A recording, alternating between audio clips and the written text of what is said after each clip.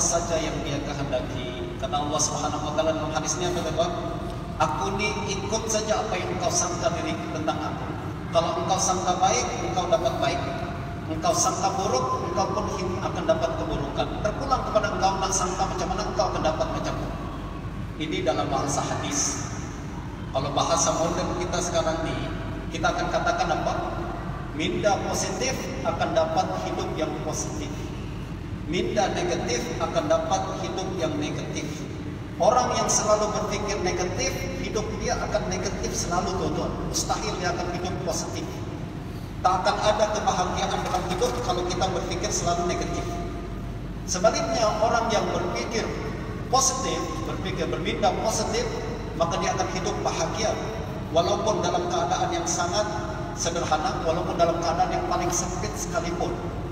Dan perkara ini bukan cuma setakat kita yang cakap, orang Islam yang cakap. Tapi tuan-tuan kalau baca buku-buku psikologi dan yang ditulis oleh orang-orang barat pun mereka sebutkan macam ni. Antaranya adalah tuan-tuan kalau bacalah buku yang popular yang terjual jutaan kopi dulu, itu ditulis oleh Stephen Covey, kalau tuan-tuan kenal. Dia bertajuk Seven Habits of Highly Effective People. Dia ceritakan tentang habit yang keberapa saya lupa, tentang seorang yang sangat susah hidup dalam camp, concentration camp, orang yang disiksa oleh Nazi. Dalam keadaan yang paling susah sekalipun, dia boleh berbahagia sebab minda dia positif. Minda dia positif. Dia katakan apa? Nobody can hurt you without your consent. Wah, ada orang kampung saya cakap macam tu. Kampung saya pun cakap macam tu. Tak ada yang boleh menyakiti kita tanpa izin kita. Orang nak cakap apapun kepada kita, sebenarnya dia tak boleh sakiti kita kalau kita tak endahkan. Kalau kita endahkan, memang kita akan menyakiti kita. Maknanya kita izinkan dia menyakiti kita. Tapi kalau kita tak izinkan dia menyakiti kita, tak ada siapapun yang boleh menyakiti kita tanpa izin kita. Nobody can hurt you without the consent. Nah, begitu juga dalam agama kita ajarkan sejak dulu macam itu, tuan-tuan. Kalau kita punya minda positif, hidup akan positif, bahagia. Apapun yang berlaku, walaupun kesusahan apapun yang kita hadapi. Sebab dalam hidup kita manusia, tuan-tuan, tak mungkin kita tak tertimpa kesusahan, mustahil. Ini hidup di dunia, kadang senang, kadang susah, kadang baik, kadang buruk, kadang sehat, kadang sakit, gitu kan? Dan kesusahan adalah bagian dalam hidup. Justru susah biasa. Yang luar biasa adalah macam mana kita menghadapi kesusahan tersebut. Kalau kita menghadapi kesusahan ini dengan minda negatif, sudahlah susah, makin susah juga. Tapi kalau kita hadapi kesusahan dengan minda positif, kesusahan akan menjadi ringan, bahkan akan kembali dengan perkara yang menguntungkan diri kita. Berkenaan dengan perkara ini, ada cerita diriwayatkan oleh Imam Ibn Abi Dunya dalam kitab Syukr, yang diriwayatkan oleh diceritakan oleh seorang ulama tabi'in di Kufah, nama dia Masruh Ibn Ajla' Al-Kufi. Dia bercerita di satu ketika di kampung Kufah dulu, di Kufah di Irak dulu, ada satu keluarga, tuan-tuan. Keluarga ini memiliki 3 ekor hayawan. Yang pertama adalah keldai, yang kedua anjing, yang ketiga ayam jantan. Dan semua orang yang ada di kampung tersebut punya hayawan ini. Orang zaman dahulu harta mereka adalah hayawan, betul tak? Dan setiap orang di kampung tersebut punya 3 hayawan ini, termasuk keluarga ini. Keldai, apa fungsi dia? Macam kereta lah, tuan-tuan, kita guna untuk pergi ke sana kemari. Lalu anjing, apa fungsi dia? Macam security, tuan-tuan, nak jaga rumah kita, nak jaga ladang kita, nak jaga ternak kita. Lalu ayam, apa fungsi dia? Macam alarm kita, tuan-tuan, nak bangunkan kita tengah malam untuk tahajud, solat dan lain sebagainya. Ya kan? Nah, pada satu hari, anak keluarga ini datang balik ke rumah. Dia cakap kepada ayahnya, ayah, berita buruk lah. Apa dia? Keldai kita hari ini mati lah ya. Apa kata ayah dia? Khairan insyaAllah. Baik insyaAllah. Apa yang Allah tetapkan semua baik. Masya Allah, minta positif kan?